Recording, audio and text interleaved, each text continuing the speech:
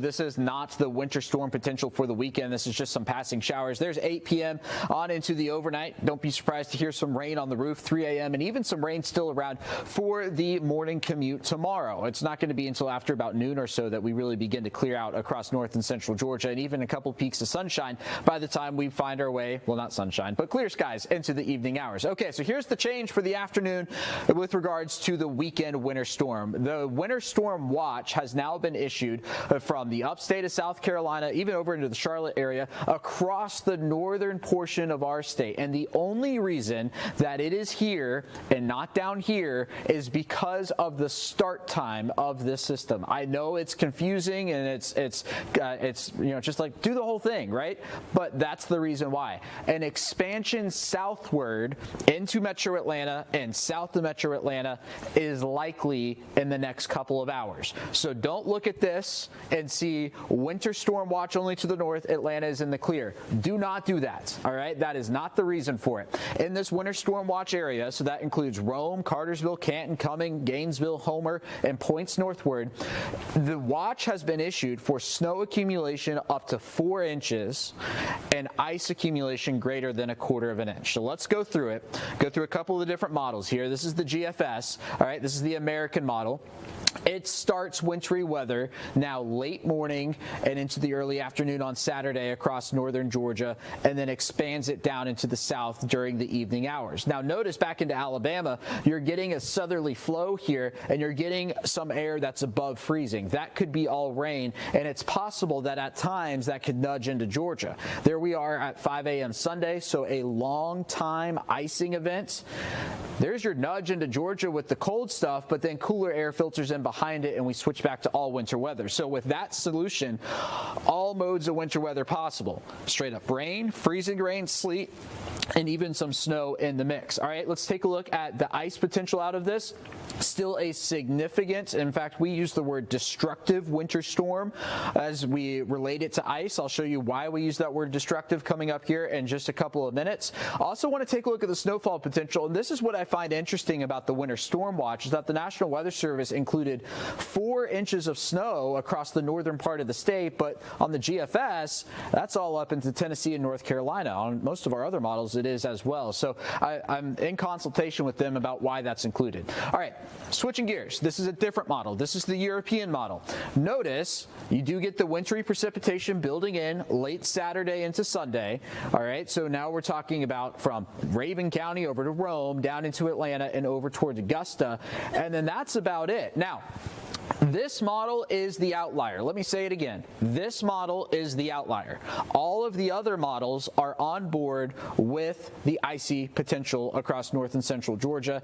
The other thing is that this finishes as rain, and that's it. No more. So that would be a great scenario. In this instance, we would only be seeing accumulating ice in the northeast part of the state. But again, that is the outlier. So if you're watching this in Griffin and you're watching this in Thomaston and Eatonton, Carrollton, please do not look at this and say, oh, it's not going to happen here, because everything else says it's going to happen here as we find our way through the next couple of days. All right, here we go to the snow potential again. All of that to the north, maybe 1/10 of an inch there in Blairsville, but we'll see about that one. Okay, now those were long range models. Let's take a look at the mid-range. So this is now just coming into view. This is what we call our barren 15-kilometer model, which means it goes about 4 days out, and then in the next, say, 2 to 3 days, we'll be able to get into our short-range models, and those are much more accurate than the long-range models. So here we go. The overnight rain across Metro Atlanta and northern Georgia. There we go into Thursday. Let's take a look off to the west here. Boom. There's your winter storm. There's your snow. There's your mixed precipitation. This is Friday at 6 p.m. We are still dry across north and central Georgia. This particular model shows mixed precipitation possible across the watch area as early as Friday night, and then that expands into Metro Atlanta here through the day on Saturday. Now, it's worth noting that this particular model doesn't show a constant freezing rain, so take that and what you will. Another wave overnight, so that's going to be Saturday into Sunday, and then here we go Sunday morning, another wave yet again, and then that system begins to exit. So in this this instance, in terms of ice accumulations, we would be looking at a significant amount of that in the northeastern parts of the state, including Metro Atlanta. You're over a ½ inch in Metro Atlanta. You're over a ½ inch in Canton, Rome. You're at an inch in Blairsville, and that would just not be good news. So here's what we know. Major winter storm on the way. Travel conditions are going to be bad across the area, and we're looking at likely power outages.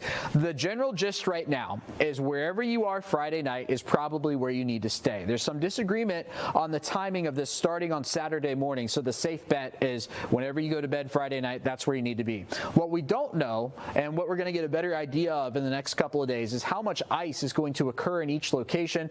When this actually begins, there's still some decent disagreement between late Friday and into early Saturday in the wide range of accumulations. But here's the thing that matters most, and the reason why we're talking about the way the storm is going to transpire. Anything more than a ½ inch of ice, which you just saw a lot of people have the threat of seeing, is a crippling ice storm. That is when you get widespread power outages, trees coming down, and impassable roads. I've heard people say over the past couple of days, oh, it's just ice, it's nothing. I see that up north, right? Well, in that instance, that's more of your nuisance. That's less than ½ inch. And just that small difference makes a world of difference when it comes to the actual forecast here across north and central Georgia. So that's what we've got our eyes on here over the next couple of days. Here's your Fox 5 Storm Team 7-day forecast. Storm alert days for both Saturday and Sunday. This is actually the earliest we've ever pulled the trigger on storm alert days because we're expecting widespread significant impacts. But then also look at your temperatures here into next week. Barely above freezing there on Monday, only slightly above freezing on Tuesday, and well below freezing through the overnight hours. So I think it's entirely possible that we end up in this situation where we're getting some melting and then refreeze, melting and refreeze. Of course, we'll be here with you through it all. Awesome. Well, Alex, thanks so much for giving us the update so we know what to expect. And of course, we're going to keep you guys updated as this progresses. Very briefly, I want to tell you some effects of things that this winter storm is causing. One thing about it is that shelters are actually urging people, if you have the capacity and the ability, to foster Atlanta's shelter dogs. As this threat of a winter storm looms, Fulton County Animal Services is asking if you can help protect the pets inside of their facility because they are over capacity. As this winter weather approaches, they say there are roughly 34 dogs over their target population, and they're asking people to consider fostering because this will help as staff travel to the Fulton County Animal Shelter will be limited, and it helps reduce the strain. Keep in mind, all supplies, if you're fostering, are provided. Temporary homes are urgently needed, so if you need medical care, necessary supplies, food, etc. for these dogs, it will be provided. Volunteers are asked to provide a safe, warm space even for just a weekend for these shelter pets. So if you're able to do that, please reach out to Fulton County Animal Services. Now, another situation I want to let you know about, it's not just the animals, but also Rockdale County is asking for donations for the homeless ahead of this winter weather. They're holding a donation drive, asking for everything from new and essential items like hygiene kits, new socks, hats, gloves, things to help people stay warm as the temperatures drop. Also, blankets and backpacks go a long way. Gently used sleeping bags can even be donated. They're accepted donations Monday through Friday, 8 to 5 at the Planning and Development Lobby on West Avenue there in Rockdale County. So we'll keep you updated as this progresses. But in the meantime, I want to get to some other news we're following here in the Fox 5 newsroom. And I want to start with our Doug Evans, who's been following this story. And it involves new information about a man who died in a shootout with a Coweta County deputy this month. The district attorney's office says the man, Daniel Olson's mental health issues were caused by his military service in part. So let's get out to Doug. Doug, you're learning a little bit more about how this all unfolded. Just a really tragic situation all around. Yeah, it's very tragic, not only for the family of this person that was involved in this shooting, but also for the sheriff's office and for prosecutors and anyone who apparently has come into contact with Daniel Olson and his legal troubles over the past few years. Let me bring our viewers up to date. All right, guys, listen. So this happened back in January 8th in Coweta County. A deputy was on patrol when he notices a guy riding down the roadway on an ATV. It's also been described to me as a side-by-side, which are kind of really two different things, right?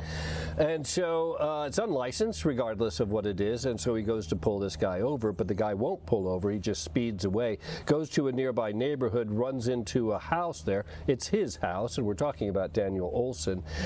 And so he goes inside and then opens a window and continues to berate the deputies, and now there's multiple police cars involved because this was a chase outside of his residence. And so rather than go in there and arrest him, they knew who he was, able to identify him, and so they said they'll come back with a warrant and they will take him into custody.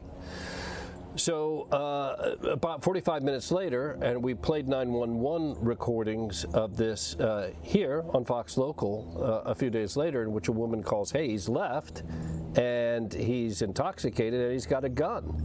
And a few minutes later, he gets into this deadly shootout with a Coweta County deputy who had been on the scene, the guy who was originally trying to pull him over, and he's killed. And the GBI is investigating. Apparently, this guy fired first. Daniel Olson fired first, and then drew the fire of the deputy. So that brings us up to date. That's where we're at right now. We've learned some information from the Coweta County District Attorney now about Daniel Olson.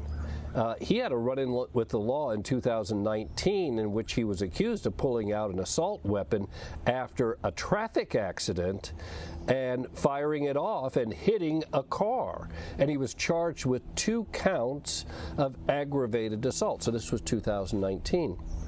So we asked the question to the district attorney's office, what happened in that case? Why did you have this violent confrontation on the roadways in Coweta County, and then this another confrontation on the roadways in Coweta County that led to this guy's death? Well, the DA wrote me back, and here's what we can say.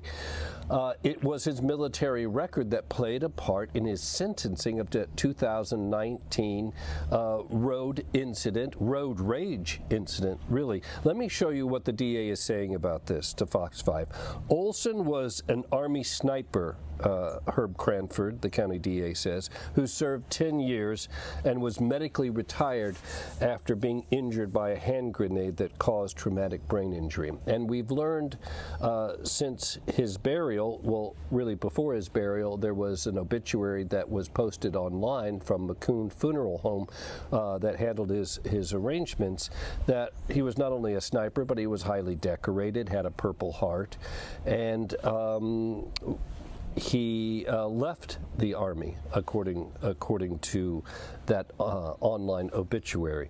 So that figured into his sentencing in this case. In 2022, he goes to court for this sentencing on these 2 aggravated assault charges for this highly violent incident in which he is accused of firing shots. They offered him a plea deal in which he would plead guilty to all the charges, but it's called an Alford plea. And what that means is he pleads guilty, but he maintains his innocence. And because of his military background, and because he was apparently, according to the DA, getting help from the VA, they let it slide. They gave him probation, 5 years probation, and he was still apparently on that probation at the time of the shooting with the Coweta County deputy. So the DA says in this second quote that we have from her, in short, rather than seek prison, as we would normally would for such a serious case, and he admits it's a serious case, we took a chance on Olson by giving him probation with conditions to continue his mental health treatment. All right, so that then brings us up to the incident itself this month, in which he has this violent confrontation and shoots at a Coweta County deputy and is killed. And the DA concludes his comments to us by saying this, in short, well, rather, just based on the information released to the public, and now he's talking about this current shooting, and my knowledge of Olson's 2019 case, it appears that his mental health condition resulting from his military service played some part in the events that resulted in his death. It is tragic that prior efforts to help him by our office and others apparently did not work. Ariel, it's extraordinary for a district attorney to comment about a case before it has been investigated completely and the investigation is closed. But I think that Herb Cranford, what he's doing here is saying, hey, this is a guy, we knew this guy. We tried to help this guy. The system tried to help this guy because he was a decorated military veteran. And it's just a tragedy that despite everyone's efforts to help him, that this happened. Yeah, Doug, you know, I agree. I did find it remarkable that the district attorney was sharing so much, if you will, on the situation. And my heart absolutely goes out to his family, because not only is it the scars that you can't see that a lot of our veterans carry, but it's also the fact that there were points in time in which help was tried to be given to him, and this is where we ended up finding ourselves. So it's going to be interesting to see moving forward from this, what questions are asked, and if there's anything that we can do in the future to try to prevent these sorts of situations. That's right. And one of the other things that we learned from the obituary that's been published on Daniel Olson was that he was a father of 3 and apparently a stay-at-home dad. And so, you know, on the one hand, our hearts go out to him and his family, but, you know, that doesn't diminish what happened on January 8th at all, in this violent confrontation in which a deputy is forced to defend himself with legal force against a man who's shooting at him. So we don't want to diminish that. While we have a great deal of sympathy, we don't want to diminish that violent act and that deputy's encounter with him either. Yeah, Doug, you know, I think it's no secret that more needs to be done regarding mental health, especially as it relates to our veterans, and more support needs to be given. It's a conversation I hope that we continue to have, and more action is taken, just because it's clear that what's happening now isn't enough. So, Doug, thank you so much for joining us live, sharing more about this story and how we got to this point. I really appreciate it. But, guys, we need to move on, because we want to get out live to our Deidre Dukes. Speaking of veterans, she's at the state capitol today, where a group of veterans are afraid of potentially being ripped off because of a new state law. So, Deidre, let's talk about this. How does this work, and why are they afraid that this new law could open them up to being so vulnerable? Well, right now they are working in opposition to this bill. It is House Bill 108, and veterans rallied, dozens of them, here at Liberty Plaza, right next to the state capitol today, because the bill sponsor and supporters say that this bill will help veterans. But if this bill does become law, the veterans groups that rallied today who are in opposition believe that it will do just that. So, Ariel, let me break this down for you. It's called the SAVE Act. Now, in part, this bill claims that helpers would be banned from charging upfront fees, and those claims helpers would actually in many instances be attorneys. This bill would require them to clearly disclose costs and prohibit them from promising guaranteed results, and that's if this bill becomes law, which supporters and the bill sponsors say would actually be a good thing. Now, State Rep Josh Bonner, he is sponsoring this legislation, and he actually said that it protects veterans by setting rules for private companies that help veterans apply for disability and other VA benefits. And he did note here today that while we do have these veterans who were rallying in opposition to this this morning, he said he has also talked to veterans who stand behind this bill, who support it and feel that it will definitely help veterans who do believe that they should have more options when it comes to their filing claims. And here's more of what he had to say. what the folks that are in opposition to this bill are saying is we want to give veterans one option, and that's going through a government system in order to obtain their benefits, whereas they do under this bill will have the choice legally and with protections to utilize any one of these services and pay for it if they choose. But the legislation itself establishes the fact that any contract that's entered into has to establish and state clearly that these services are available for free, and even tells the veterans where to go to get them if they so choose. But I believe that veterans are smart, and they should have the ability to choose who they utilize to help them get these veterans benefits. And so that is Representative's argument. But on the other side, the veterans who rallied in opposition today, they did point out that there are accredited agencies that do offer this assistance for free. And they went on to say that the bill is not needed and could put unqualified, in their words, claims helpers in charge. So we talked to a couple of them while they were out there rallying today. And here's what one of those opponents had to say about this bill. First of all, it breaks federal law. CMFR 38 dictates that you must be accredited. If you do an appeal for a veteran, you must be accredited. And Georgia's going to let them come in here unaccredited. And it's just bad business. Not to mention the Department of Georgia Veteran Services provide a no-fee service to our veterans and families to do their claims. And so strong arguments on both sides. Ariel, if this bill does make its way through committee and onto the House floor, we do expect that we're going to hear strong arguments from both sides in this debate over veterans benefits. Ariel. Yeah, Deidre, I really appreciated how you were able to show us both sides of this argument. And, you know, I understand what lawmakers are trying to do with saying, hey, we're going to set some rules for how these businesses can interact with our veterans. I also understand, you know, listening to the commander, his perspective and why his fears are so real, because no one wants to see our veterans taken advantage of. So it's going to be interesting to see how this moves forward.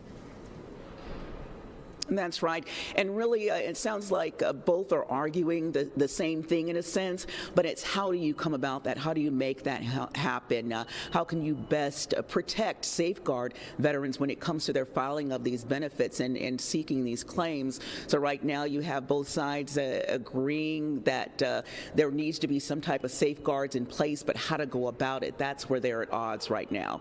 Deidre, thank you so much for joining us live, as always, breaking this down and making sense of state laws. I appreciate your time. I'll let you get back to information gathering. Thank you so much. Appreciate you. Okay, guys, we're going to move on here. I want to talk about something, speaking of the state capitol, that's happening here on the local and now national level. Our governor, Governor Brian Kemp, is traveling to Europe to try to recruit businesses to come to Georgia. Meetings are going to include companies in manufacturing, construction, and software. The governor is going to stop in Belgium and the United Kingdom. Again, the whole big thing of this development mission is to boost Georgia's economy by attracting new businesses to our state. You may remember Governor Brian Kemp has traveled to South Korea. He's traveled to other nations trying to show the argument of that Georgia is very friendly for businesses, and it would be advantageous for companies to do business here in our state. This is also focused on job creation and long-term economic growth. So we'll continue to keep you updated as the governor's visit progresses. But again, this is going to include stops in Belgium and the United Kingdom here. Coming up, you guys, we are actually going to check in with our Tyler Fingert and see where we stand with a local and national effort to push back against human trafficking. And as we continue here, I want to get you the latest as to what is happening with Greenland. As you know, President Donald Trump is speaking in Switzerland at the World Economic Forum. His remarks were highlighted earlier this morning, and now he's met with other leaders in Switzerland. There, we've seen him meet with leaders from Poland and Egypt. Others are on the schedule, so we're going to check on that coming up next.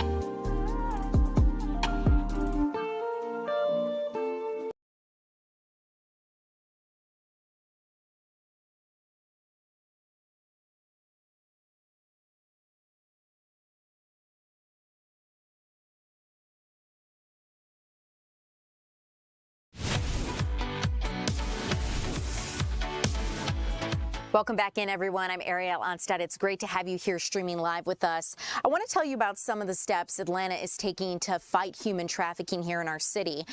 State and local leaders actually held a update at Atlanta's airport to talk more about this, and our Tyler Fingert was there. So let's get out to him live. Tyler, what are some of the big steps or action plans that leaders say they have to do in order to fight this problem? Yeah, Ariel, good afternoon to you. I think the big thing I have to mention, though, with the World Cup coming to town later this year, the airport, the world's busiest airport, and city leaders talked about how they really have to stand ready to be able to fight this problem, which is a big problem around the world. Let's show you some video from earlier when this news conference was being held here at Hartsfield-Jackson Atlanta International Airport. We heard from a number of speakers, including Atlanta Mayor Andre Dickens and some airport leaders as well, and they talked about how human trafficking is a global problem which preys on the vulnerable. They said with the World Cup coming in June and July, more movement and people here means there's more opportunity to exploit. Officials made it clear that human trafficking will not go unseen and unchecked, but they call on people in our community, if they see something, say something. Mayor Dickens said traffickers count on the rest of us not to say anything, so people must speak up. The Georgia Attorney General's office said human trafficking is vitally important to them, and they have helped recover over 200 children and secured 70 convictions. The Atlanta police chief talked about how his officers are trained to spot human trafficking and focus on a victim-centered approach. Officials provided some big indicators on signs of human trafficking, including holding no identification or held by another person, accompanied by an overly controlling travel companion, and also displays signs of anxiety, depression, fear, annoyance, resistance, or belligerence to authorities. During the news conference, officials emphasized the importance of public involvement and the role of reporting complaints. Take a listen to what we were told. Human trafficking continues to be one of the fastest growing criminal enterprises in the entire world. The National Human Trafficking Hotline says the average age of a trafficking victim is just under 15 years old. These are young people having their lives stolen from them and their futures disrupted. So in Atlanta, we are never going to stop targeting these traffickers. We take this responsibility seriously. We train our teams to recognize the signs. We work alongside law enforcement that you'll hear from later and our federal partners.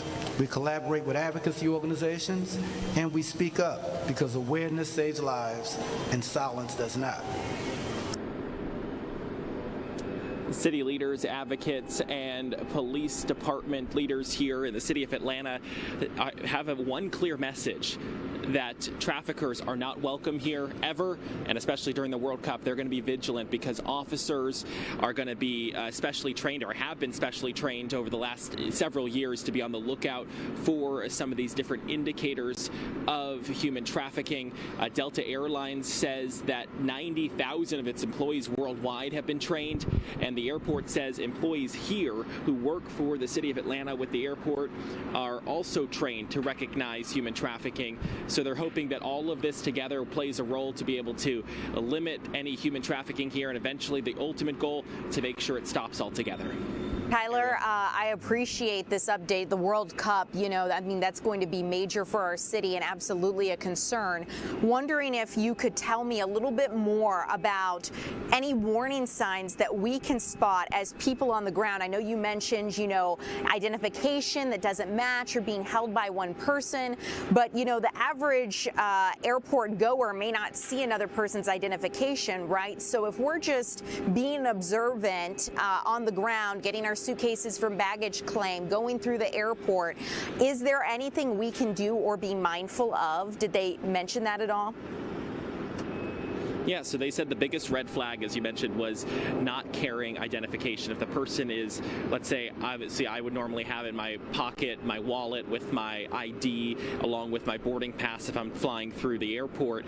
If they said that if it's being held by someone else and they really don't have control and they're not really speaking, that is a big warning sign. So obviously airport staff are the ones who are going to see that. Some other things that people could be on the lookout for: if you see bruises or you see someone who is just being really I think that, for the lack of a better term, awkward, not really communicating with other people, but they are being segregated and they're with their travel companion, and that travel companion is doing all the talking, that could be a warning sign. So they say truly gut feeling is a lot of how this works. If you see something that just doesn't feel right, they say the best thing to do is reach out to law enforcement, 911 obviously, or if you go into the airport here, into the bathrooms, you'll notice signs in many of the bathrooms that talk about human trafficking. It gives you numbers to be able to call, and some also warning signs for people who may be a victim themselves.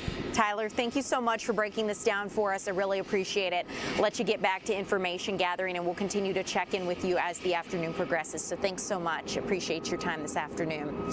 Guys, we're going to move on here because we have a lot of other stories to get to. I'm going to move nationally in just a second. I want to let you know what's happening in Switzerland, also the latest in Minnesota, and the latest with Iran. But first, let's start here at home in Atlanta, where a hoax threat triggered a lockdown at Barrow County schools this morning. And at this point, the good news is all Barrow County schools have returned to normal operations. Threats were called into 3 different campuses earlier in the day. This caused a soft lockdown, and Barrow County Sheriff's Office conducted safety sweeps, and they found no credible danger, so that lockdown was lifted just before 10:30 this morning. No one was hurt, and the district has resumed operations as usual. Now to another story I first told you about yesterday, how a teenager in Clayton County was wanted for a shooting. Now at this point, we've learned a father has turned his son in for those shootings. That son, Laquan Stevens, 16-year-old, was wanted for 2 separate shootings in Clayton County, specifically Lovejoy. These shootings happened earlier in the week, and he was a fugitive for a period of time, a couple days. Law enforcement in Clayton County was looking for this teen, but at this point, we've learned that his father has turned him into the police department.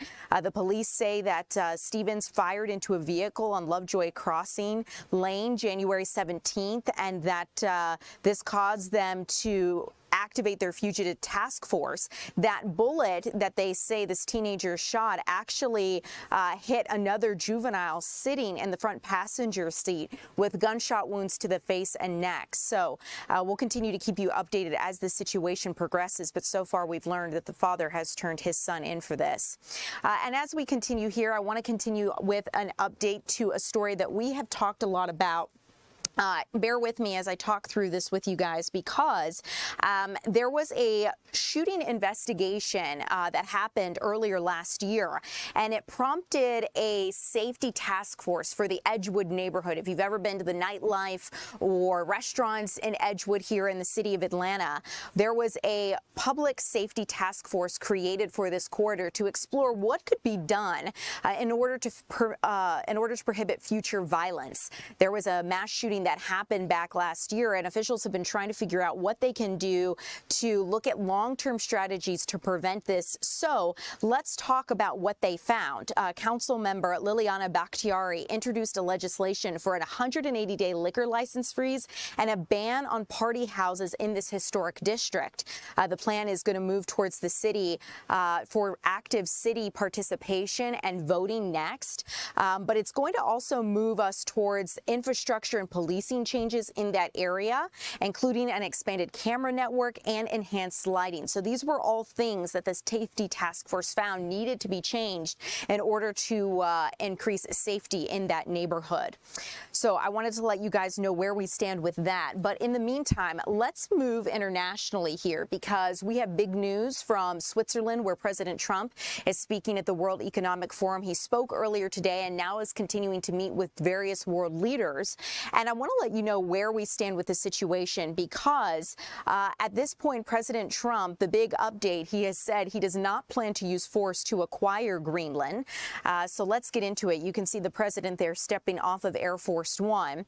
But the president is still continuing his push to acquire Greenland. He just says he won't use force to do it.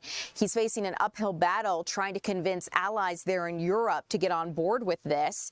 But as we take a look at the unfolding situation, the president is standing firm in his position. He says that Greenland is strategic and the United States needs to acquire it for national security interests. He also says it's part of this is to protect against missile attacks from U.S. adversaries like North Korea, Russia, China.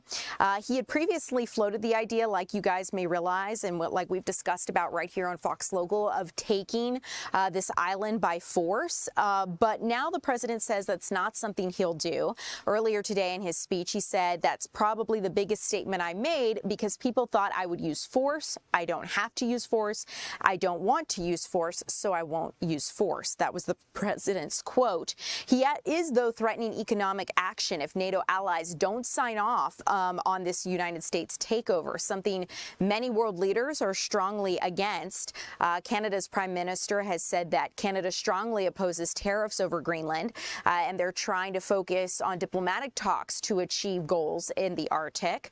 The President Trump, also took shots at other NATO members, questioning their loyalty and ability to defend the Arctic region. Though the head of the alliance says that the group's priorities are aligned, speaking about NATO President Mark Rutte, he said that they have to protect the Arctic against Russia and China influence, and they're actively working on that. So President Trump, one thing he has said is that U.S. ownership of Greenland, not a lease agreement, is best for the United States and European security. So this is going to be something we actively monitor to see what happens next. I'd like to let you listen in now to the beginning of the president's remarks as he stepped up there in Greenland. Stepped up there in Switzerland. Greenland was a part of the discussion. So let's listen in as he spoke at the World Economic Forum earlier today.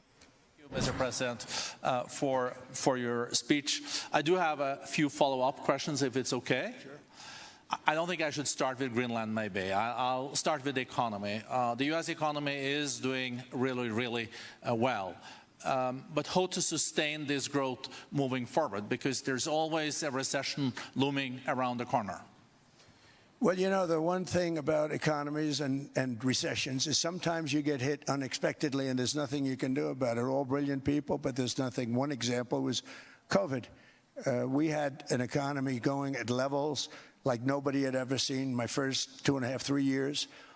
And then I heard the word pandemic, not COVID. They came up with that name over a period of time. We won't get into that. But I heard the word pandemic. And I had a poll come out that was so strong just prior to that, and I was with the two best pollsters, McLaughlin and Fabrizio, and they said, sir, George Washington and Abraham Lincoln, if they came back and ran as president and vice president, they couldn't beat you. And then what happened is the following day, I was told to stay tuned because there's something really bad happening in China. There are bodies laying all over Wuhan, right around that certain building that we talk about. I always said it came from Wuhan. It did come from Wuhan. And they were body bags. We saw it by satellite. And they said, there are strange things happening in China. And so it began. And we ended up with the COVID, and the whole world suffered. We did a phenomenal job. I don't think we got the credit we deserved. We did something that Operation Warp Speed, which some people say was one of the greatest military feats ever. We did a great job. Used our military, used a lot of people. But sometimes you get hit with things. Okay, you're listening to President Trump as he spoke at the World Economic Forum earlier today. He discussed a variety of things. You heard him there talking about COVID-19 and the pandemic. But coming up, I'm going to move on because I want to get to our Chris Rosenthal. He is taking a look at one of Georgia's top exports. In fact, actually, its #1 export, and that would be a cornerstone of our state's economy, and it is aerospace. Crazy, you may not have realized, right? So he's going to take us to Georgia Tech. We're going to take a look at how this is developing and new steps leaders are taking to get people more involved in public aerospace engineering. So we're going to talk about that. We're also going to talk about the latest situation in Minnesota, Iran, and also where things stand with a new investigation into the Venezuelan oil sale. That's coming up next.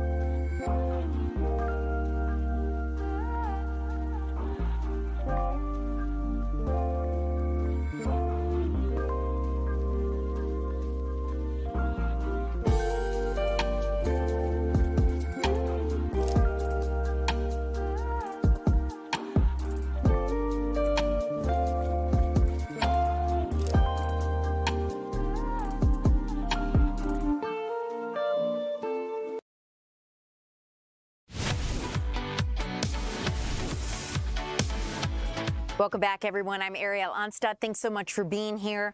Let's talk about one of Georgia's top exports. That would be aerospace. And if you can believe it, Georgia Tech is actually home to the nation's top-ranked public aerospace engineering and undergraduate programs. So our Chris Rosenthal shows us how they're trying to build investments. And Chris, it looks like you're going to give us a little bit of a tour of the facilities. I'm so curious, what do aerospace engineers even do? Like, what does this program look like? Absolutely. Well, they do a lot of great experiments here, and like you said, this is one of the top, the top export from Georgia, $58 billion a year.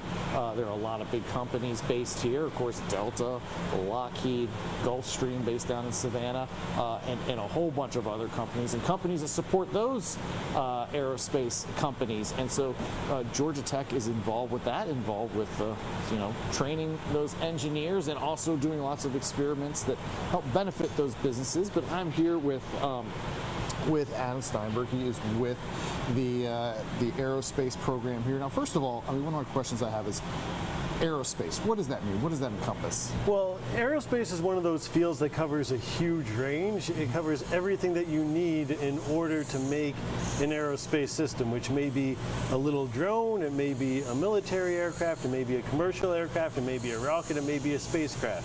So we deal with computer science, artificial intelligence, material science, chemistry, physics, the whole gambit, aerodynamics, and all of the more aerospace fields. But aerospace is really a wide-ranging and encompassing field.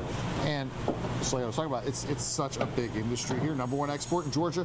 What is Georgia Tech's role? How do you guys fit into this? So Georgia Tech fills a variety of important roles in the Georgia aerospace community. We are sort of the hub for training the next generation of science and technology leaders in aerospace. Yeah. We have one of the largest and most prestigious aerospace engineering programs in the world. And we also do cutting-edge research that supports the industry both in Georgia and across the country. Speaking of research, you guys do experiments. I think you're showing something here. Yeah, so we're going to go in and see an experiment that's about to ignite for the first time today. And this is an experiment looking at soot that's made in engines. Soot is a bad thing to produce in the engines. It's an air pollutant, it's a climate forcer, and it's actually bad for the engine itself. Okay. It drives heat transfer and other problems. So we're going to ignite this combustor. It's going to get a little bit loud in here. So they're going to start the ignition sequence now. Inside of the test cell, which we can't go into, there is a part coming out of an actual jet engine. And we take that part out, we install it in a way that lets us essentially create the same conditions that you find in a real engine. And then we can go in and use measurement techniques to understand all of the processes creating soot. So they're starting the ignition sequence now that you can see. And we're gonna put our headphones on. This is gonna get loud here.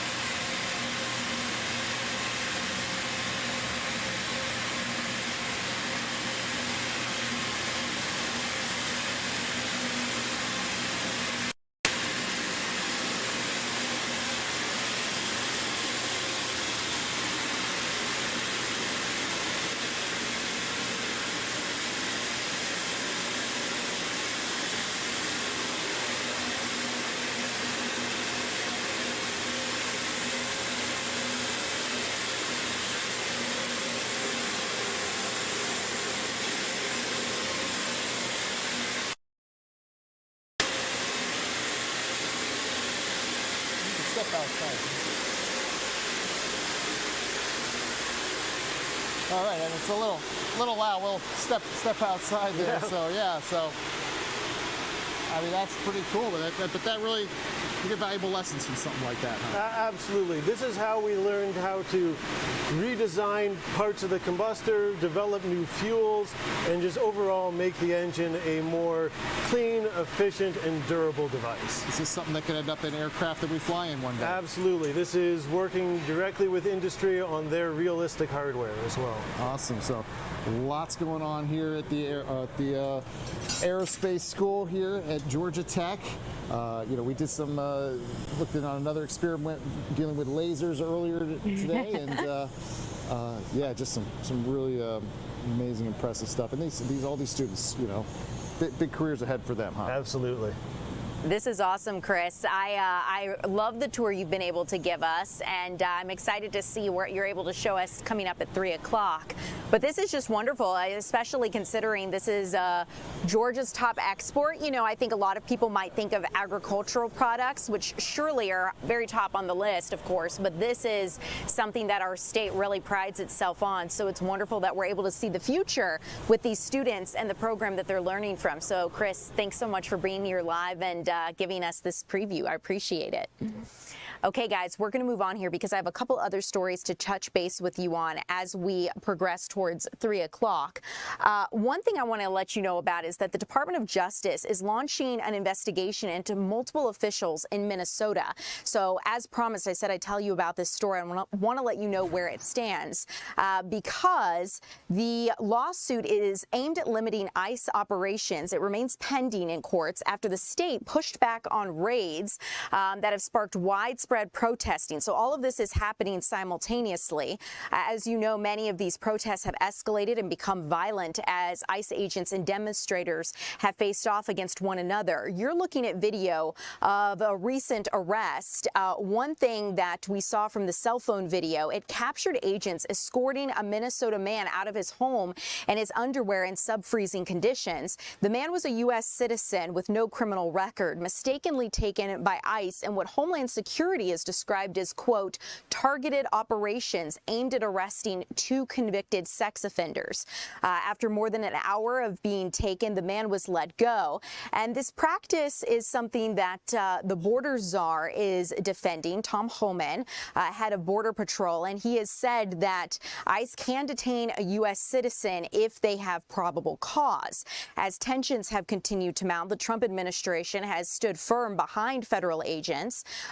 This is something that we continue to monitor because we've seen heightened tensions across the Twin Cities metro area there in Minnesota, even with law enforcement officers, some of them calling for ICE to be held accountable. Some police leadership in Minnesota has alleged several off-duty officers have been racially profiled and stopped without cause.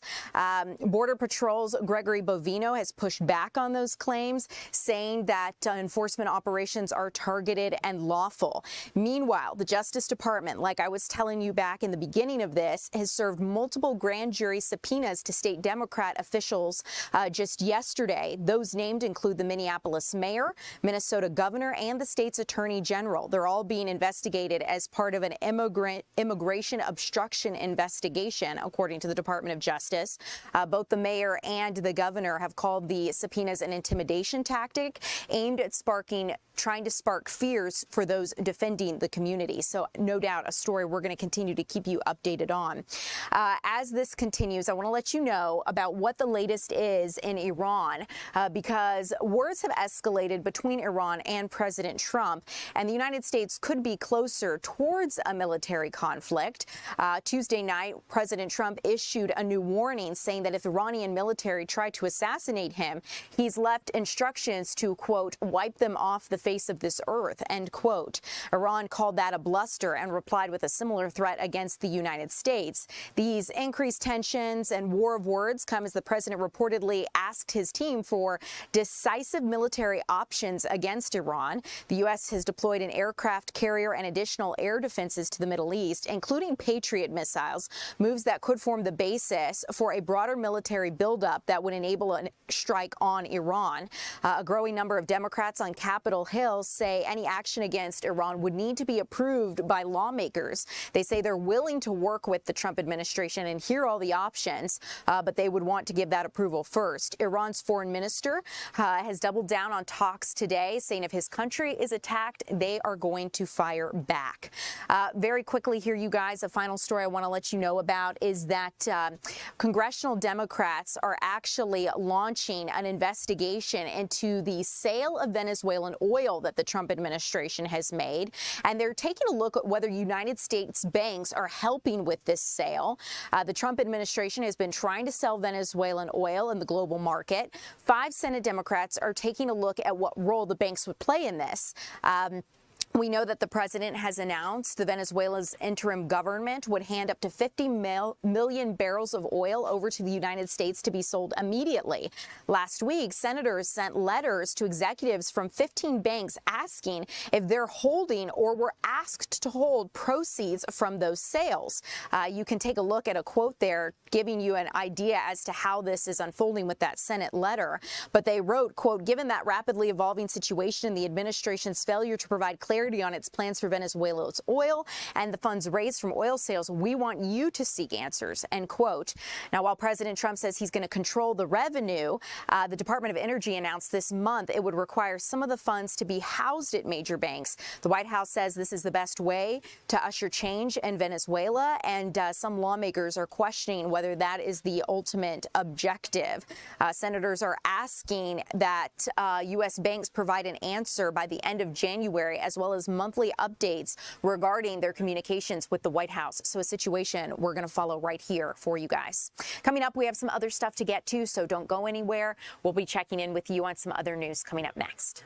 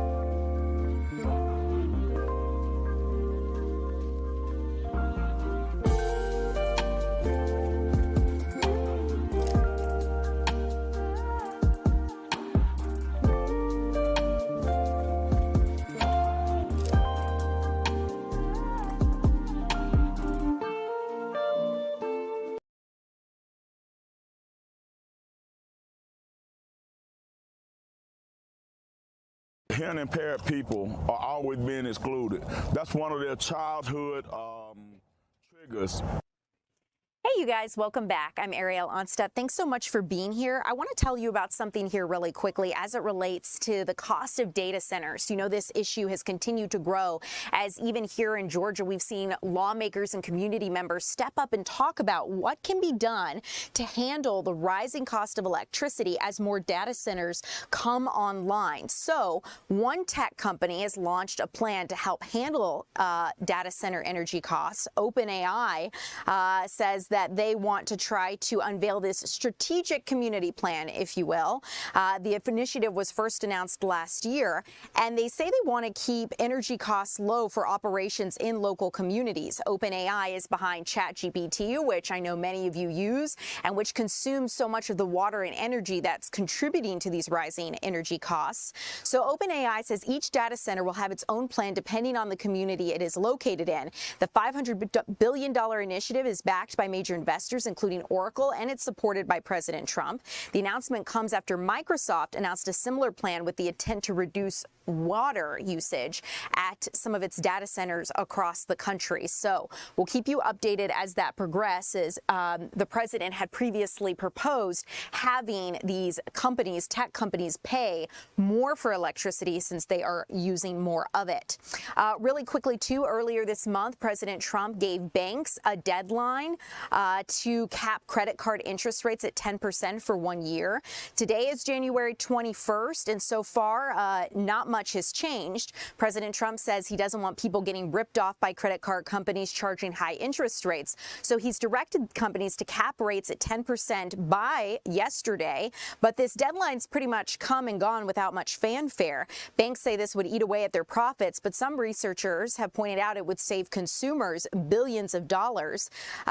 Business and political leaders are in Davos, Switzerland this week at the World Economic Forum. Some banks say they don't fully understand this new rule. Bank of America CEO told Fox Business they're already working on ways to make their products more affordable, whatever that means. JP Morgan CFO offered a more blunt assessment, saying that people will lose access to credit on a very extensive and broad basis, especially the people who need it most. Trump administration officials hope big banks are going to act on their own to accommodate the new policy. But so far, the White House has not laid out what consequences will look like for banks if they don't follow the rules. So something we'll continue to keep you updated on. But in the meantime, we have new information about the winter weather that is headed our way, this storm coming this weekend. Coming up, we're going to chat with meteorologist Alex Forbes as to where we stand with that.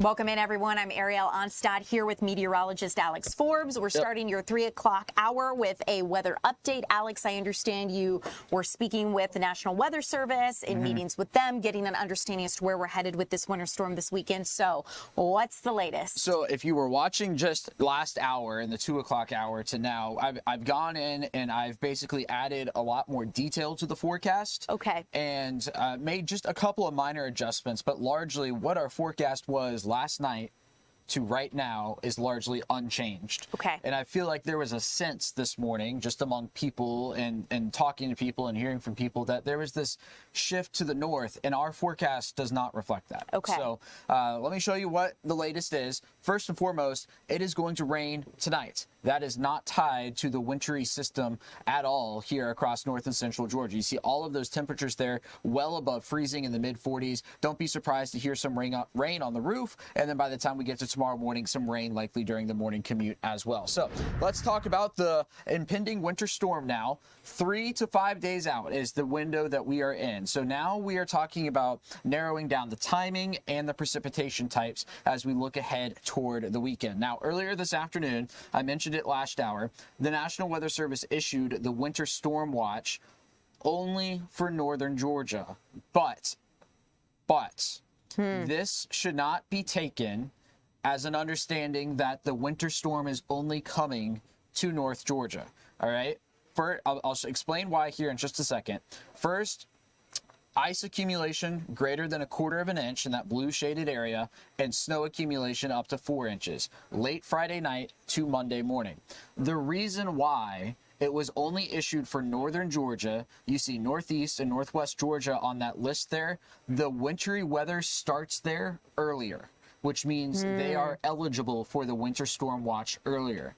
By the National Weather Service's standards, the metro Atlanta area is not yet eligible for a winter storm watch. So that's why it's in place across northern Georgia and not metro Atlanta just yet. You see, we have a long time of wintry weather still in the forecast for the metro area. So it's that starting sooner to the north for the reason of winter storm watch up there right now.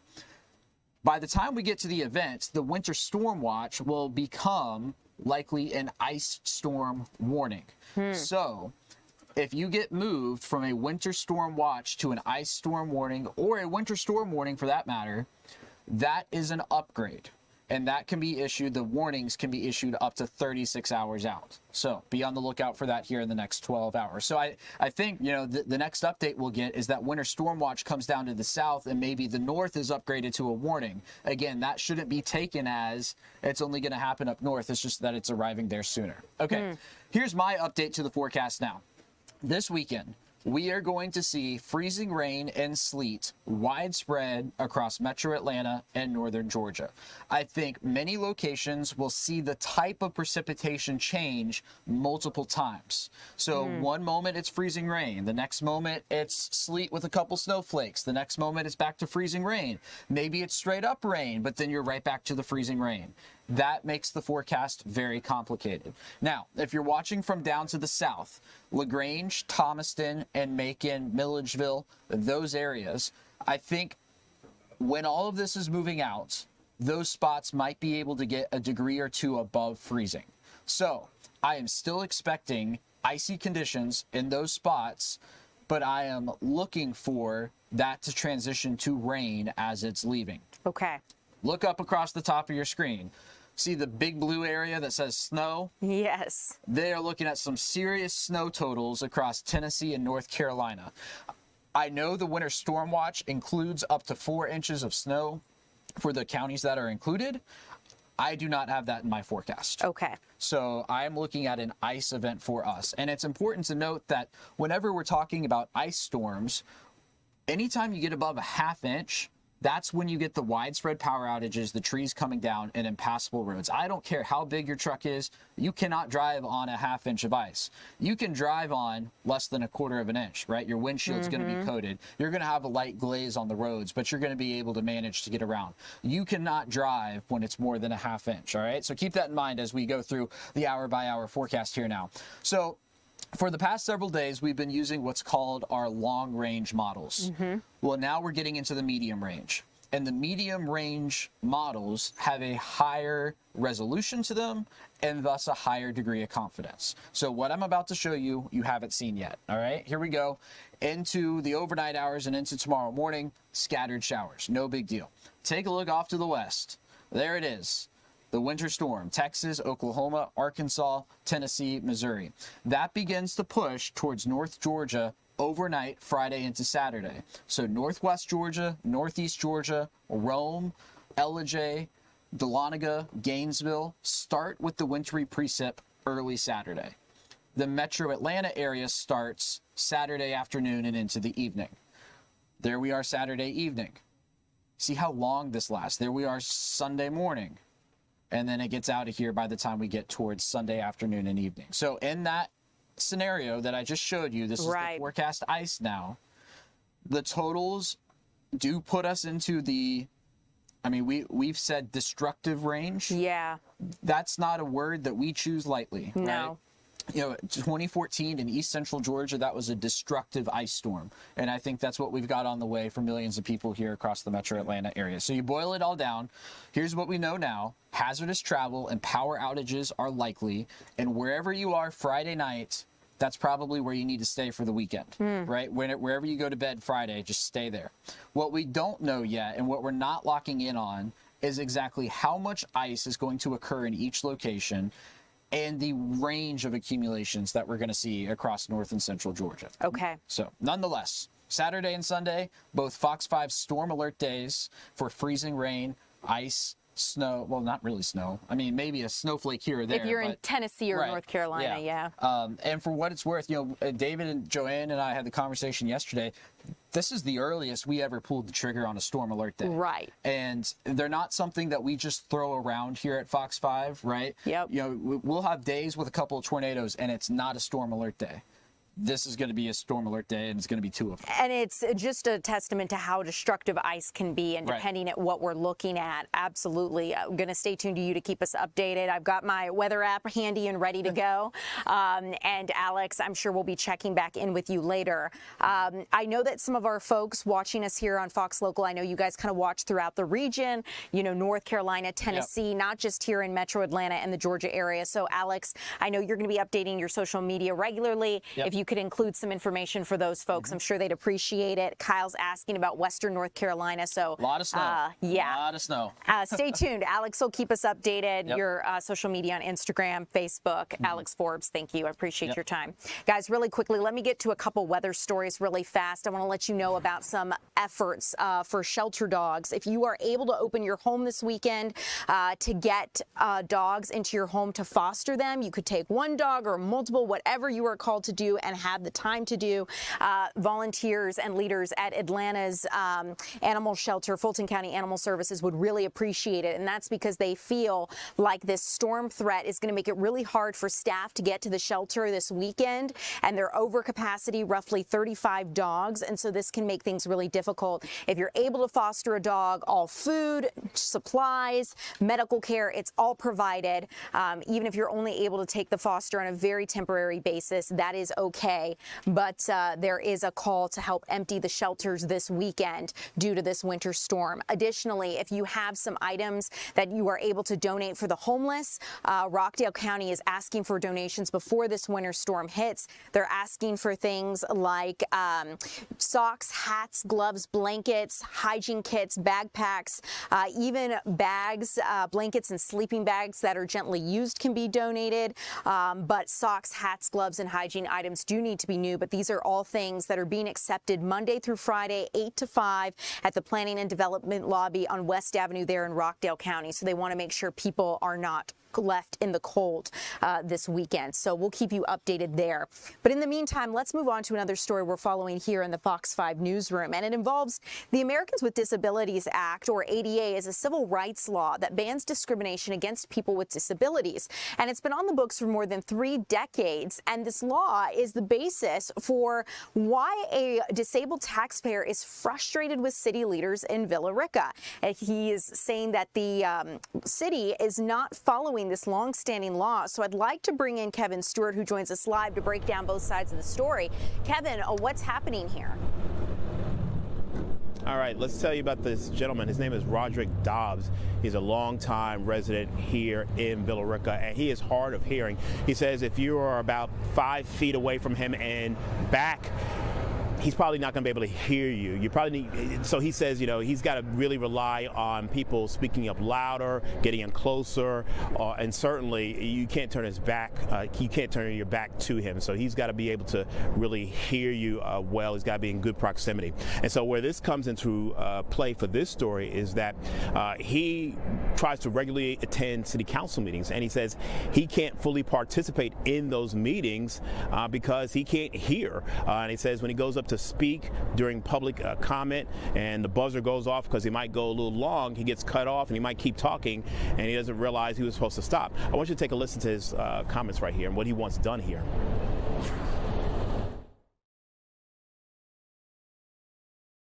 Hearing impaired people are always being excluded.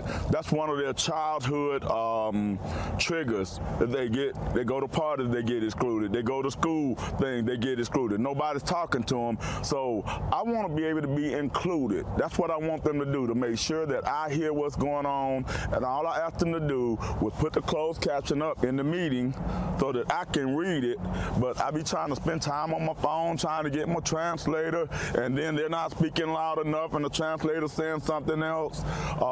Some of the city councils sits in chairs with their back turned, so I can't read the lips. Now, the city has responded to the complaint that he filed with the city, and so they're working on this issue. And they told me that their IT department is looking into new technology to make city council meetings more accessible. And I want to give you a quote that they sent me. I want to put that quote up. They say people are required to contact the city clerk at least 10 business days before the scheduled meeting to allow the city to make reasonable accommodations. Ariel? Thanks for bringing this story to our attention and especially showing us what each side is saying. You know, I'd imagine that he would be very frustrated. Roderick would be very frustrated. It seems like he's a very active participant in his city's discourse. He's very civically minded, and just him talking about what it feels like to be excluded and how important it is to have that inclusion. I hope that rings for a lot of people, and they maybe think a little bit more about what they can do to include people who may not have the abilities that everybody else does. Yeah, he says he fully expects the city to comply, and if they don't, he will file an official charge with the U.S. Justice Department, an ADA complaint. And, you know, we were talking about this the other day. We were in Villa Rica, and someone had asked you in the chat where I was. We were in the Anderson-Cleghorn area, and he lives in that area.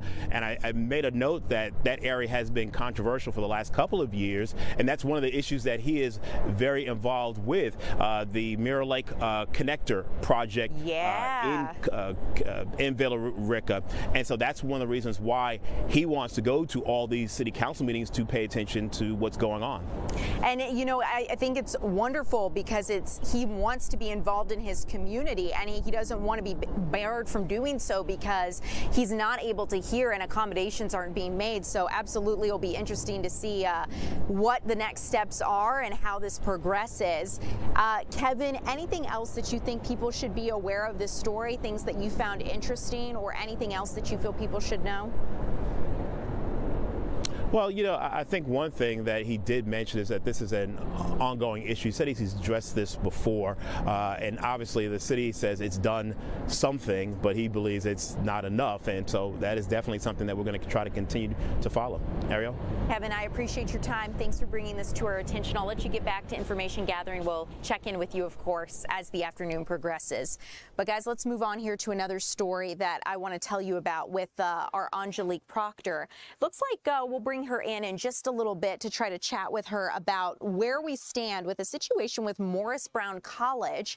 We're going to be chatting with her in just a little bit. The president there was reinstated, and it has some alumni members frustrated. So we're going to talk about that coming up. As soon as I see her, we'll be able to bring her back in and have that conversation. In the meantime, let me tell you about something that's happening on a state level really quickly. Our Governor Brian Kemp, is actually traveling to Europe to try to recruit some businesses to Georgia. He's traveling to Belgium and the United Kingdom, and he's trying to promote business growth here in our state, trying to show other big major companies globally that Georgia is a great place to do business. You may remember the governor's traveled to South Korea, also seeking similar investments. But this includes meetings with companies in the manufacturing, construction, and software industries. So he's working to try to get these companies to establish operations here in the United States. And one of the things that the governor's office is looking at is how to build supply chains for manufacturing and for products like steel wire, flooring, construction equipment, and business management software. So all things Georgia already does, he's trying to show them the state does it well, so come here and do business with us.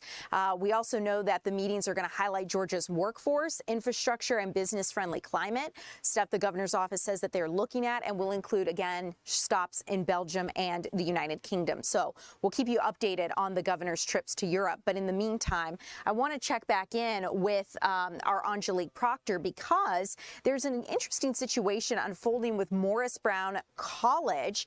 We know that some alumni are upset over the reinstatement of the president there. So Angelique, thanks for joining us live. Can you tell me why are they so frustrated?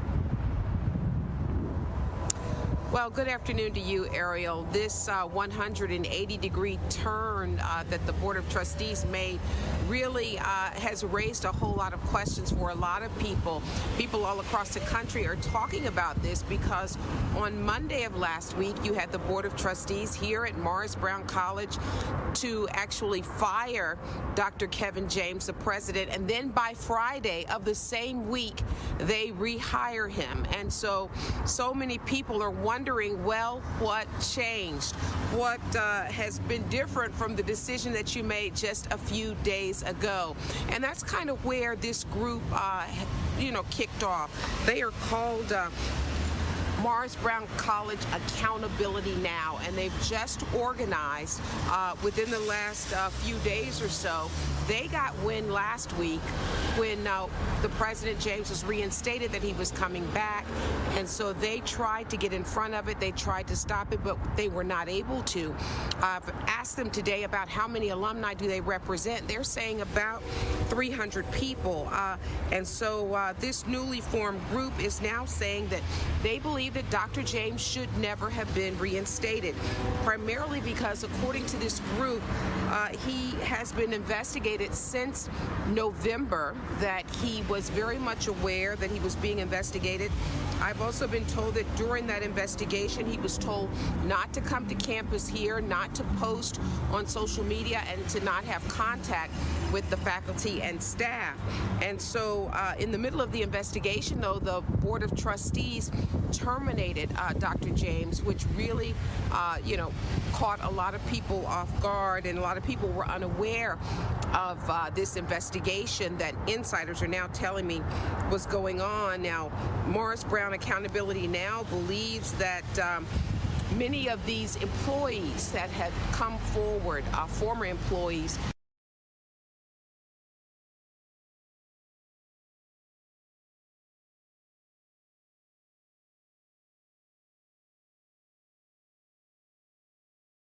So Angelique, it seems like a really interesting situation. I heard your audio pop out just now, and I hear some ambient noise again, so it seems like you might be back. Can you try saying something for me real quick? I just want to make sure I can hear you. Yes, I hear you just fine. Okay, great. I hear you. What I was saying is that this board of trustees making this 180-degree change has really, surprised a lot of people. And the people who are on the inside are now saying there have been a lot of complaints against Dr. Kevin James, and they believe that the board got it right the first time. Can we take a listen to what this gentleman had to say? I believe that it's a failure of real leadership and fiduciary responsibility to have brought him back. From my experience on the board, that was the #1 mode of operating for myself. If I know it's going to negatively impact the school, it's not going to happen. I'm going to vote no. If it has the potential to grow into something that will negatively impact the school, it's still a no. So this is a failure of leadership on the board's part, in my opinion. I don't believe in sweeping anything under the rug. I don't believe that this action was taken lightly to let him go. I think a lot of thought and a lot of evidence was there. Bringing him back, I think, is a reaction from a position of weakness as opposed to a position of authority. And so the question that many people have been asking is, why was Dr. James let go in the first place? What were the problems? And I talked with this Mr. Miller, who is a former board member, and he was talking about a lot of the complaints that he even received when he was on the board. He served for 11 years. He's no longer on the Board of Trustees, but he was part of the group that hired Dr. James, and he said when he was there, the complaints he alleges started rolling in, and they have continued. So take a listen to what he is saying now about what the problem really is, because in his estimation, it's a leadership style. When it comes to solving problems around things, I think he showed an incredible amount of creativity and problem-solving skills. Incredible. When it comes to leading and developing talent, he's terrible at that.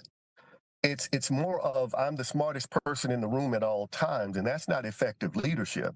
Effective leadership gets the most out of everybody in the room. It finds out what this person is good at, and it makes sure they have the right things to be successful, not trying to get all of the accolades. So in my one-on-one session with him, it was, listen, you need to figure out what congruencies that you have between problem solving for things and leading people, and bring more of that to the leading people side. Additionally, I also let him know that he has to remember that it's not about him. It's about advancing the institution. No one person can do that.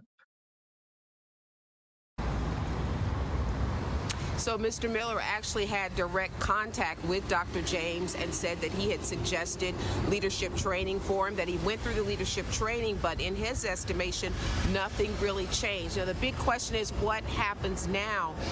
Mr. Miller believes that many of these people who were formerly with the university who lodged these grievances and complaints may now very well file suit. And so he says he wouldn't be surprised if that is not the next thing that we see. I wanted to talk to Dr. James about all of this. I have been talking with him over the last few days. He initially said that he was going to be able to speak with me, but decided today that the accreditation revisitation that Morris Brown has in just 2 weeks is more important. He says he was busy with that, and he decided not to talk to us. But certainly you got to wonder, with all of this instability, will this affect their accreditation revisitation in just 2 weeks, so close to such an important date? So no doubt we will be watching. Yeah, Angelique, you know, this is a very interesting story considering they let him go, and then why would they bring him back, especially since it sounds like a lot of people didn't appreciate maybe his leadership style or the way that things were run. You know, obviously there's always multiple ways to do something, but at the end of the day, if a group decides, hey, you're not the person for this job, it is rather curious why he would be reinstated. You know, let me add right there, Ariel, that the board did admit in their statement that they didn't handle his termination properly, that they did not follow procedurally and contractually what they should have done. So they opened themselves up, I guess, at that point for possible litigation by Dr. James. So it's just kind of going back and forth, again, getting to this kind of instability, you know, all of these problems popping up. What kind of effect will this have when they revisit accreditation in just 2 weeks?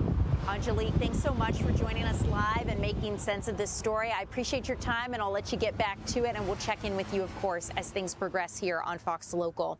Guys, coming up, I want to let you know about something that we're following here in our newsroom. Breaking news involving a shooting in California, potentially involving a federal immigration agent. You're taking a live look from the ground there in unincorporated Los Angeles. You can see the car involved in the investigation.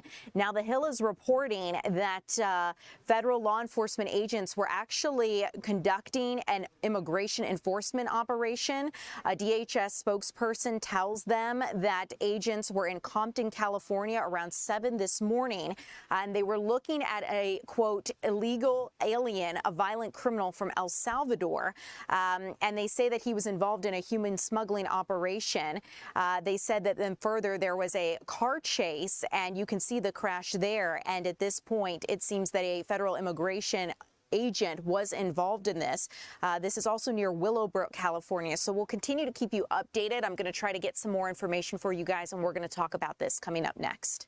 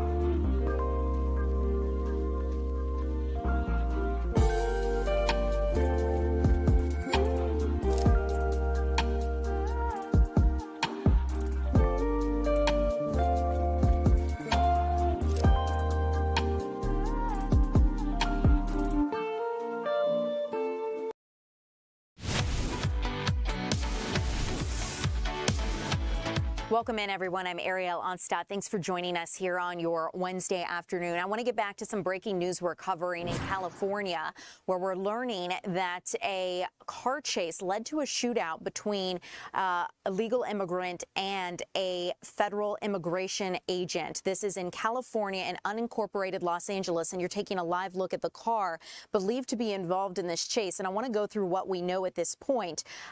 We're getting some reporting from The Hill, and they say that there was a investigation from law enforcement looking into a, quote, illegal immigrant in a targeted operation in Compton, California. And that was earlier this morning. They say that the person that they were looking at was William Eduardo Moran Carballo, and he was involved in a human smuggling operation and had been arrested twice prior on domestic-related charges and had been ordered to be removed from the country back in 2019. A DHS spokesperson says that in a dangerous attempt to evade arrest, the spokesperson says that the suspect weaponized his vehicle and rammed law enforcement, so the agent fired defensive shots. Looking at this statement from DHS, they say that the suspect was not hit and attempted to run away from that chase and from his car, but he was ultimately arrested by law enforcement.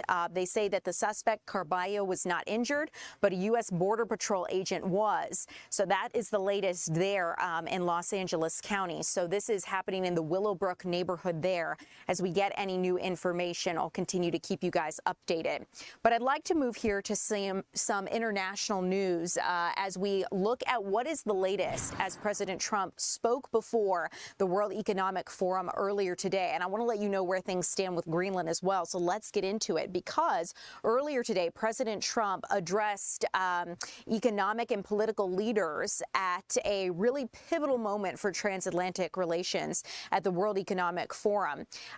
You saw him step off there of Air Force One as he arrived in Davos, Switzerland. He's there to promote his economic policies, but Greenland is really top of mind for so many, and where we stand with acquiring Greenland, because this is something the president has said he wants to do. He has stood firm in his position, saying that ultimately he believes Greenland is essential for the national security interests of the United States. However, while the president has said that acquiring Greenland is necessary for protection of the United States, he's pointed out that China, Russia, North Korea can fire missiles there, and the fact is that this needs to be acquired by the United States to protect against those potential missile attacks. The president did say that he would not take Greenland by force.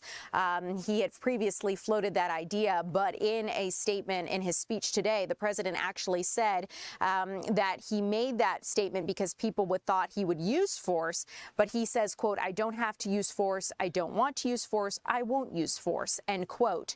He is, though, threatening economic action if NATO allies don't sign off on the U.S. takeover of Greenland. This is something that many world leaders are strongly against. Canada's prime minister has said they want to find a diplomatic solution. The president also took shots at other NATO members, questioning their loyalty and their ability to defend the Arctic region. NATO's president has said that the European leaders' priorities are aligned and that Arctic security is top of mind, and they will protect and defend the region.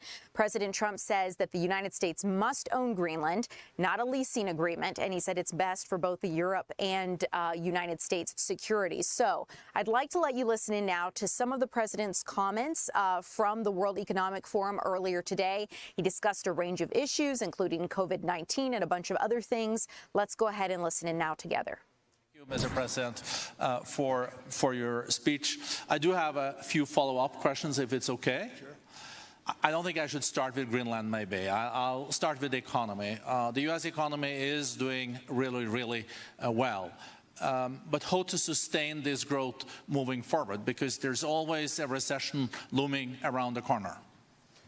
Well, you know, the one thing about economies and recessions is sometimes you get hit unexpectedly and there's nothing you can do about it. All brilliant people, but there's nothing. One example was COVID. We had an economy going at levels like nobody had ever seen my first 2.5, 3 years. And then I heard the word pandemic, not COVID. They came up with that name over a period of time. We won't get into that. But I heard the word pandemic.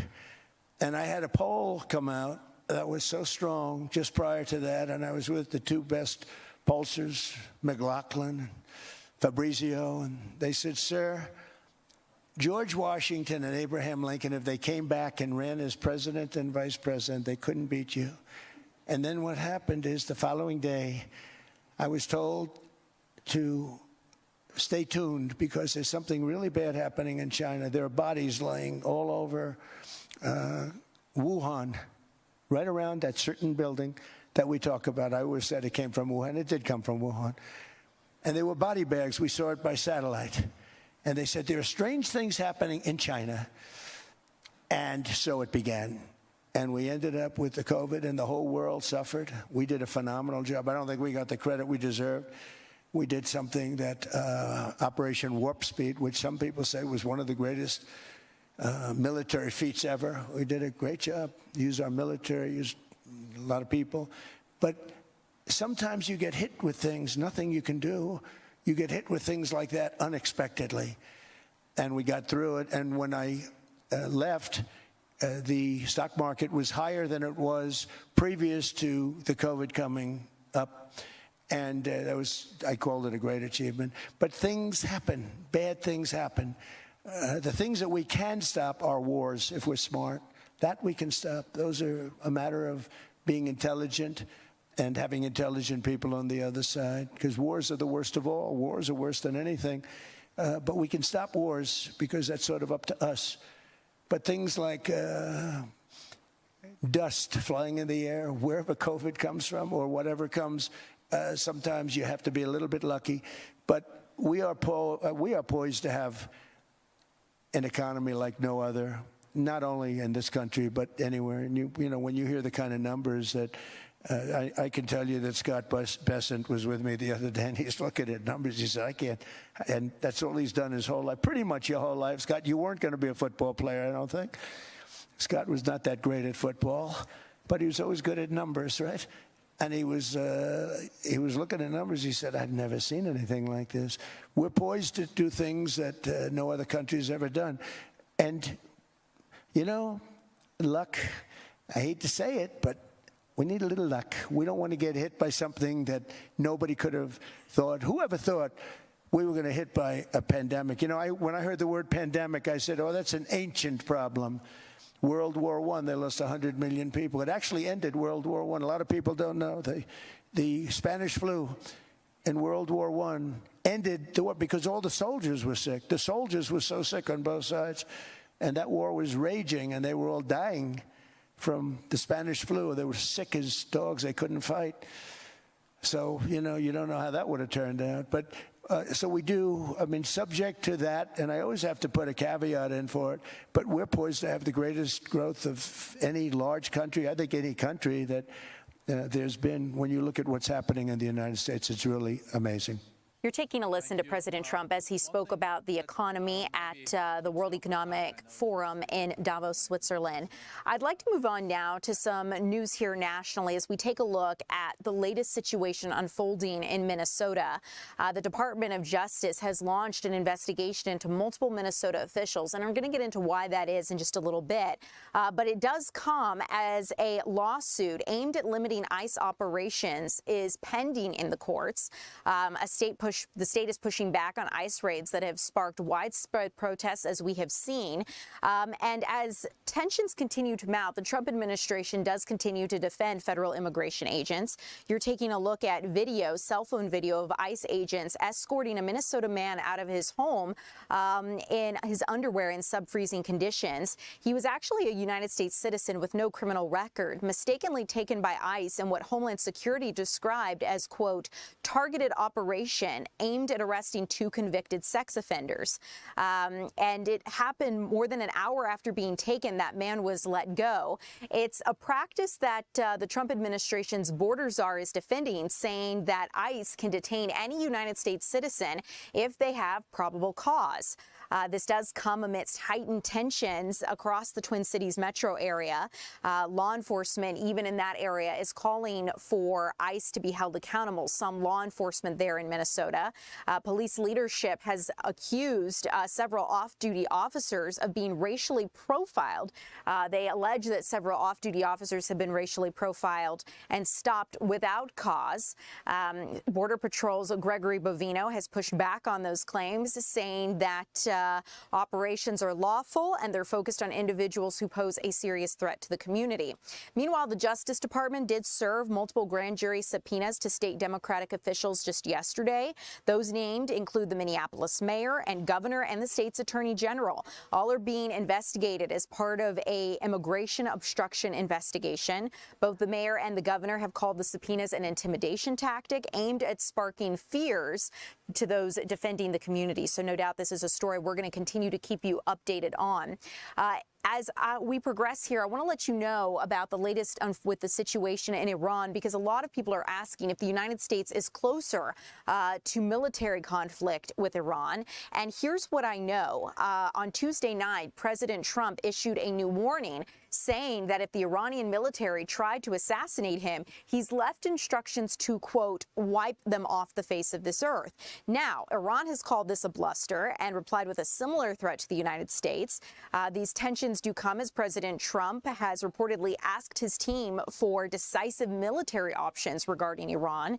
The United States has deployed aircraft carrier and additional defenses to the Middle East, including Patriot missiles. These moves could form the basis for a broader military buildup that would enable a strike on Iran. A growing number of Democrats on Capitol Hill say any action against Iran would need to be approved by lawmakers. They say they're willing to work with the administration and hear all of the options sanctions, but they say they would need to approve it first. Iran's foreign minister has doubled down on tough talks Wednesday, saying if his country is attacked, they would fire back. So I wanted to let you know what the latest was there. Really quickly here, you guys, some Democrats are launching, congressional Democrats are launching an investigation into how United States banks might be helping with the Venezuelan oil sale. The Trump administration has been trying to sell Venezuelan oil, and they actually did make their first sale. But 5 congressional Democrats in the Senate are now looking at what role big banks are going to play in this. We know that Venezuela was going to sell up to 50 million barrels of oil to the United States to be sold immediately. And last week, the senators that you see here on your screen sent letters to executives from 15 different U.S. banks asking if they are holding or asked to hold proceeds from those sales. The president says he's going to control the revenue. The Department of Energy announced this month it would require some of the funds to be housed at major banks, and the White House says this is the best way to usher in change in Venezuela, but some lawmakers question whether that's the ultimate objectives. So senators are asking answers from these banks by end of January, as well as monthly updates regarding their communications with the White House and how they are going to hold these funds. So we're going to keep you updated on that developing situation.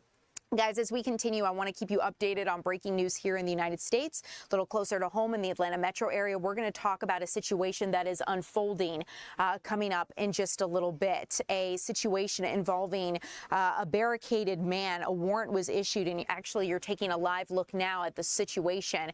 This looks like the school that was placed on lockdown just as a precaution, Redan Middle School in Lithonia. But we do know that a SWAT team has been called to a barricaded man's residence or in that area because a warrant was issued. And at this point, we're working to gather more information. But again, as a precaution, Redan Middle School was placed on a soft lockdown in order to keep people safe. So we're going to follow the latest on this situation coming up next.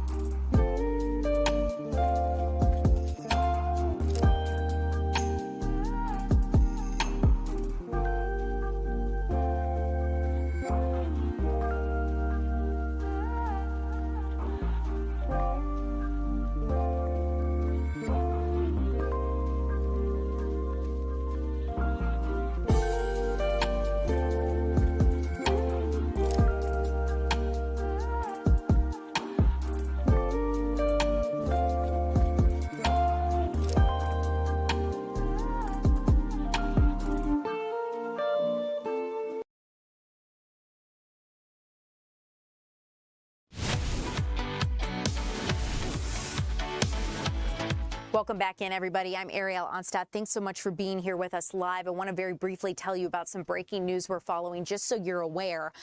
We know at this point there is a barricaded man in the Lithonia area. A warrant was issued, and SWAT has been called to the residence.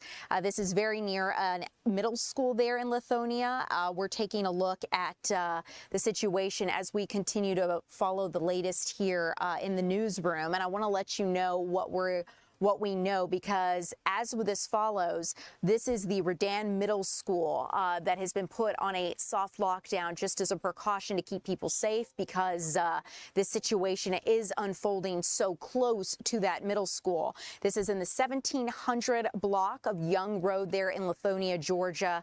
So we'll continue to keep you updated. But as of right now, SWAT has been called. We believe a man is barricaded inside and a warrant was issued for this man's arrest. So we'll keep you updated as we learn any new information. In the meantime, guys, let's move on. And we want to get you a firsthand look at Georgia's #1 export, and that would be aerospace engineering, if you can believe it. Chris Rosenthal shows us the investments and efforts being taken to help get more students into this at Georgia Tech. Yeah, you know, the aerospace industry is big business here in Georgia. It is our #1 export worldwide, about $58 billion a year, which, boy, that's a lot. And, of course, Georgia Tech, their aerospace program, is very much involved in that, helping to grow some of those scientists and aerospace engineers, and just very much involved in that industry. And I'm joined here by Adam Steinberg. He is with the aerospace program here at Georgia Tech. And tell me, first of all, just aerospace. I mean, what does that mean? What does that encompass? So aerospace engineering is a very, very large field. Obviously, we work on aircraft, spacecraft, satellites, but we also do all of the smaller science and the smaller pieces that go into that. That may be material science, computer science, autonomy, artificial intelligence. All of those things are encompassed in aerospace engineering. And you know, students here, you know, what does this program provide for that industry? So aerospace engineering at Georgia Tech is really a hub of training the next generation of science and technology leaders in the field. We have almost 2,500 aerospace engineering students. We're the largest producer of aerospace engineering PhDs in the country. And those students go out into the U.S., into Georgia, and around the world, and really, you know, help drive the state of the art in, you know, this really complicated field. And those experiments, of course, as well, too. And we've looked at some of those today. And speaking of students, I think we're going to have some students show us one of these experiments, huh? Yeah, absolutely. So we also do a ton of research, both fundamental research and applied research for industry. And we're going to take a look at one of those experiments right now. So this is the control room for our high altitude facility. And some of our happy students working away here. You know, an interesting challenge in airplane engines is, you know, what happens if they go out when they're at altitude? Or if you have an engine that's starting at altitude, how do you get that to work? It's really cold air, it's really cold fuel, it's really low pressure. And, you know, trying to understand, study, and make engines that can ignite way high up in the atmosphere is really hard to do. So we built a facility here, and we'll go and see that in a moment, that can replicate the conditions in the atmosphere up to about 50,000 feet. So this involves taking air from outside and dropping it down to minus 70 degrees F, taking jet fuel, dropping it down to minus 40 degrees F, you know, pulling the atmospheric pressure down all the way. And so you can see the facility operating here. And we have a big liquid nitrogen heat exchanger outside that's chilling all of these components down. You can see some of the sort of clouds coming off of that. And underneath the cover, which is a proprietary piece of hardware, we have real flight hardware that we are working with our industry partner to optimize and improve its ability to ignite way up in the atmosphere. And is this something that, you know, when I fly in a commercial aircraft, this sort of technology, this sort of experimentation may benefit one day? Absolutely. So this has both civil aviation and military applications. But you know, one of the things that limits how high aircraft can fly is how high you can ignite the engines if they blow out. So having a technology, a small auxiliary power unit on board like this is, to help reignite the engine if it goes up, will allow aircraft to fly higher, allow them to burn less fuel, and have less environmental impact as well. And a little safer, too. Safer as well. Absolutely. Well, that's just one of the many experiments going on here, and those students students as well benefiting. And this is part of why Georgia has aerospace as just one of the, in fact, the main largest export from our state. Back to you. Awesome. Well, Chris Rosenthal, thanks so much for giving us a look at that. I did not realize that aerospace was Georgia's top export. And looking through our TikTok comments, Lily and Rosemary, it seems you believe the same thing. You didn't realize. So it's really great to be able to see this firsthand look. So Chris Rosenthal, thank you so much for that. Guys, I also want to tell you about a stadium-sized honey donation that Second Helpings Atlanta got. This is really cool because Sioux Honey Co-op and Smoothie King donated over 6,000 bottles of honey. Our Eli Jordan shows us why they did this.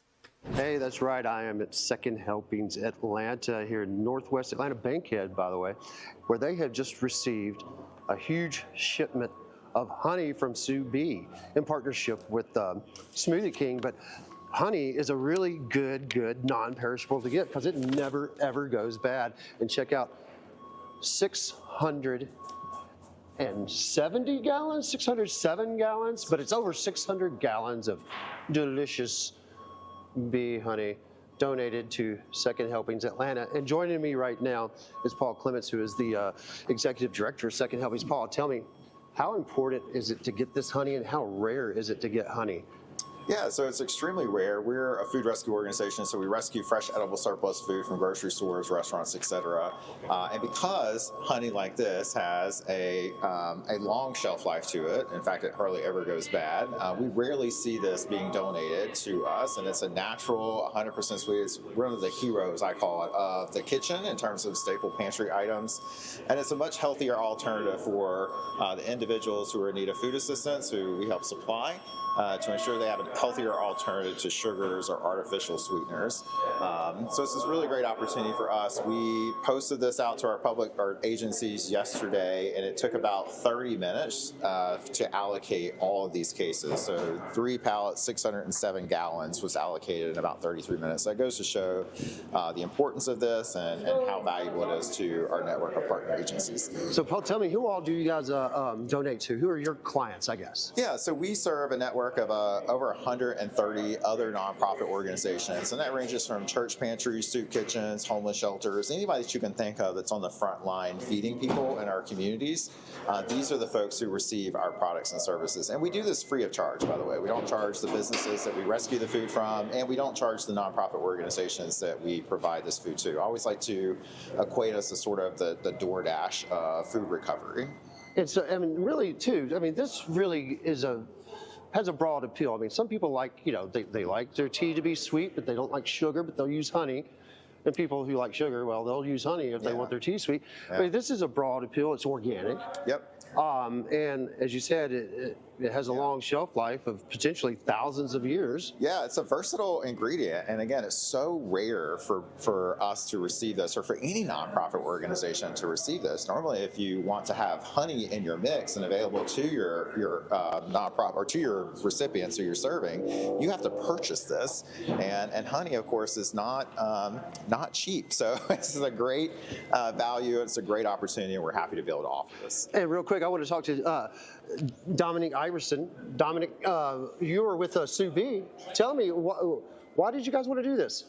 We wanted to partner with Smoothie King and Second Helpings because they share the same mission and values that we do as a cooperative, the only U.S. cooperative of honey in the United States. And so we want to provide honey to people with that are facing insecurities with food and give them a sustainable, nourishing product that they can use ongoing until it's all gone.